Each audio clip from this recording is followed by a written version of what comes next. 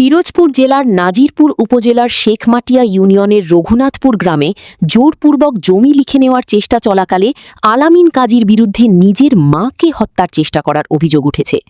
মাইনুল ইসলামের পাঠানো তথ্যে এ ঘটনার বিস্তারিত। আমি শাহিনুর, আমার স্বামী মোহাম্মদ আলমগীর কাজী। সে সৌদি আরব প্রবাসী।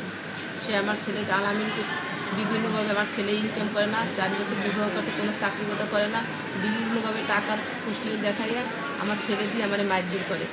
আমার ছেলে এবার 3 বার মারছে, এবার 4 বার হয়। এবার আঘাত করছে বেলসা দিয়া এবং ইট উঠেছে, ইট দিয়ে মাইনে বক্সিং দিয়ে, যত আঘাত সব মাথার পরে আঘাত করার পরে আমি পিউসি পড়ার পরে ও আবার রড নিয়ে এসে রড নিয়ে আমার স্বামীর সাথে দীর্ঘ 1 বছর ধরে কলম। সে 1 বছরের ভিতরে এইগুলো প্রায় আমার স্বামী আমার ছেলের জায়গা দেখায়, টাকা পয়সা দেখায়, লোক দেখানোর কারণে তোর কোনো ইনকাম করতে হবে না, আমি দেবো, তুই ওরে মাইরে ফেলা যত টাকা লাগে আমি থানা বুক করবো।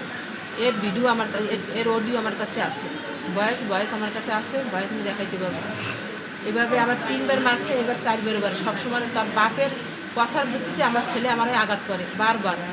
সে যা কিছু লাগে দেবে। এভাবে আমার জায়গা আছে, 2টা বাড়ি আছে, ঘরে কিছু জমি আছে, সেই জমি লেখে দিতে বাধ্য করে। আমি দেই না বিদায় আমার বারবার আঘাত করে। এবার মায়েরাই ফেলেছিল, আমার জনগণের না থাকলে মরে যেত। আমি মৃত্যু সর্দার, আমি এর কঠোর বিচার চাই।